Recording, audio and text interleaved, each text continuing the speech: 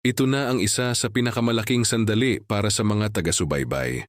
Sa round 1515 na may pamagat na Solitude at the Peak, ipinakita ang isang tunay na masterclass sa visual storytelling. Mula sa brutal at madugong realidad ng laban sa loob ng ring, bigla tayong dinala sa isang malalim at napakalungkot na metapora ng kadakilaan. Kung gaano kakataas ang narating mo, ganun ka rin nag-iisa.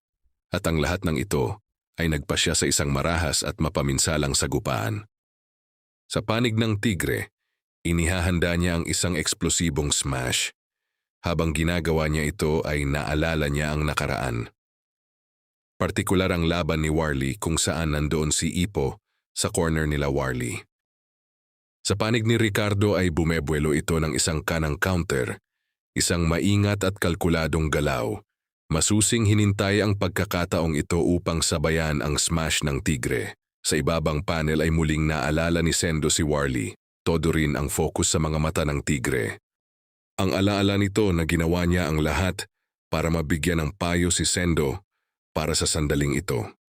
Pinakawalan ni Sendo ang kanyang pinakamalakas na smash, isang suntok na hindi lang teknik ang puhunan, kundi purong bangis, purong instinct, purong hayop na determinasyon. Isang ataking isinilang mula sa pinakailalim ng kanyang kaluluwa. Ngunit sinalubong ito ni Ricardo ng isang malamig at perpektong counter. Klinikal, eksakto, walang emosyon. Parang makina ang galaw ng kampeon, kalkulado ang bawat segundo. Sumigaw ang lead commentator. Mula sa tigre isang smash galing sa ibaba. At sa champion naman ay isang kanang straight pabagsak sa challenger. Mukhang magkakaroon ng isang cross. Sino ang mananaig? Sa gitna ng kaguluhan ay nagkaroon ng bigla ang kadiliman. Napuno ito ng imahe na parang bituin at maririnig ang tunog ng isang suntok na tumama. Napunta ang sumunod na panel sa tanawin ng mga kabundukan. Malamang ito ang mga kabundukan sa lugar nila, Ricardo.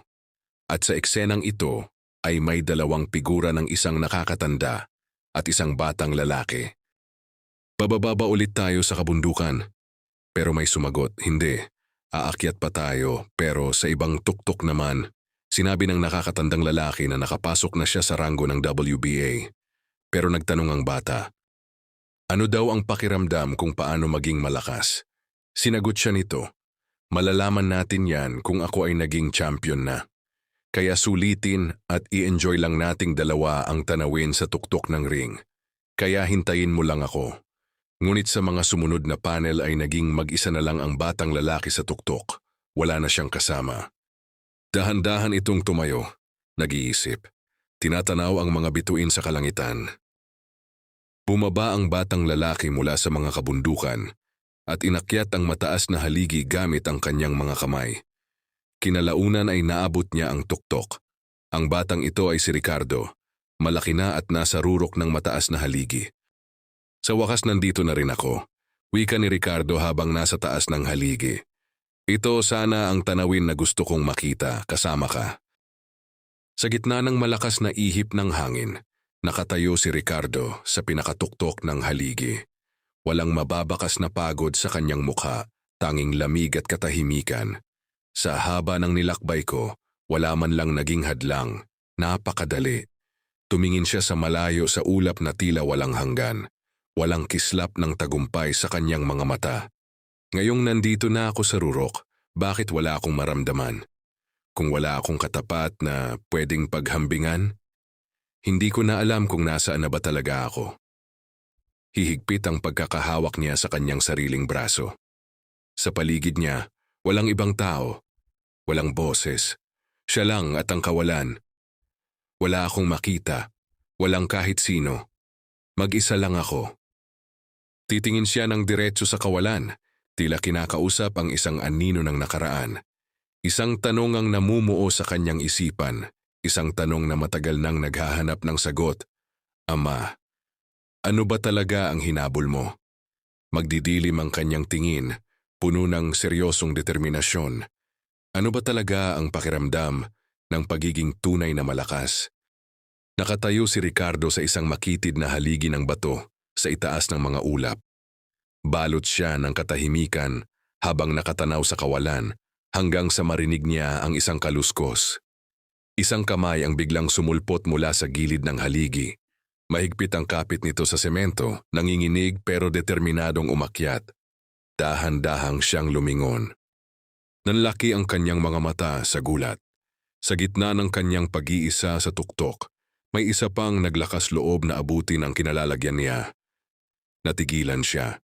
Sa unang pagkakataon, hindi na siya mag-isa. Pero bago ang lahat, shoutout pala sa ating mga viewers. Patuloy lang pong mag-comment at may tsansang maisama sa susunod na video. Take care po and God bless. Napunta ang sumunod na panel sa ring at ang konklusyon sa palitan ng suntok, bagsak ang champion sa lona. Sigaw ng lead commentator, nakakabingi ang katahimikan dahil hindi sila makapaniwala sa nangyari. Sa isang opisyal na laban, na-knockdown ang champion sa unang pagkakataon sa kanyang buong karera. Habang ang tigre naman ay iniikot-ikot ang kanyang braso, handa na ulit para sa susunod niyang pag-atake. Dineklara na ng referee ang knockdown at sinimulan ng bilangan ng champion. Gulat ang lahat ng mga manunood pati na ang bawat corner ng mga boksingero. Lahat ng tao ay halos nakabuka ang bibig, ang corner ng champion. Ang corner nila, Sendo, ang lead commentator. Sina Ipo at Mari. Tanging sina Miyata, Takamura at dati lamang ang nakasara ang bibig. Ang Tiger of Naniwa, si Sendo Takeshi, ginawa ang imposible. Ang absolute champion na si Ricardo Martinez, ang lalaking tila hindi tinatablan ng bala, ang Diyos ng boxing na walang bahid ang record, ay napabagsak. Ito ang unang down sa career ni Ricardo sa kanyang buong karera ng pagboboxing. Tingnan niyo ang mga mukha ng mga tao. Maging si Ipo hindi makapagsalita. Ang buong stadium parang yanig ng magnitude 10 na lindol. Maging ang Osaka Castle, ang Chutenkaku Tower at ang dagat tila nakikigulo sa bagsik ng kamao ni Sendo. Naririnig niyo ba? 3, 4. Binibilangan na ang hari. Ang tanong ng lahat, babangon pa ba si Ricardo o ito na ang katapusan ng kanyang mahabang paghahari? Nagpapatuloy ang bilang. Tingnan niyo ang loob ng ring, ang champion nakaluhod pa rin. Gaano ba katindi ang damage na tinanggap ni Ricardo mula sa kamao ni Sendo? Kaya pa ba niyang tumayo? 5, 6. Bumibilis ang oras. Pero ang kampiyon tila ba meron pa ring pinsala. Hindi makapaniwala ang buong mundo sa bilis ng pangyayari. Makakabangon pa ba siya bago umabot sa 10? Si Sendo parang hindi pa napagod. Paikot-ikot ang kanyang mga braso, punong-puno ng gigil at handa ng sumunggab muli sa oras na sabihin, mag-box na ng referee. Uhaw na uhaw ang tigre sa kanyang biktima. Heto na, unti-unting gumagalaw ang kampiyon. Tatayo na ba siya? Lahat ay nakatutok, lahat ay pigil hininga. Isang galaw na lang at magbabago na ang mukha ng boxing. Heto na, unti-unting kumikilos si Ricardo Martinez. Ngunit tignan niyo ang kanyang mukha, tila may pagkalito at gulat sa kanyang mga mata. Pero tumayo ang kampeon.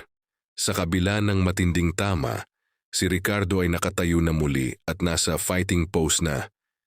Isang mabilis na paumanhin mula sa kampeon dahil ngayon lang daw ito nangyari sa kanyang buong career. Hindi pa tapos ang laban. Sakto sa pagpapatuloy tumunog ang bell at tapos na ang round 4. Mukhang saved by the bell si Ricardo. Sayang para kay Sendo. Kaunting segundo na lang sana baka naging knockout na ito. Pero tignan niyo ang mga mata ni Ricardo at tignan niyo ang reaksyon ng mga nakasaksi. Sa wakas pagkatapos ng mahabang panahon, dumating na siya. Ang pangil ng tigre ay bumaon na sa laman. Baka ito na ang magpapalabas sa tunay na Ricardo at gigising na dahil sa suntok ni Sendo. Ramdam ang tensyon habang sinusubukan ni Sendo na abutin ang rurok ni Ricardo Martinez. Gamit ang simbolismo ng isang matayog na tore, ipinapakita rito na si Sendo ang kauna-unahang fighter na seryosong nakahawak sa level ng kampeon.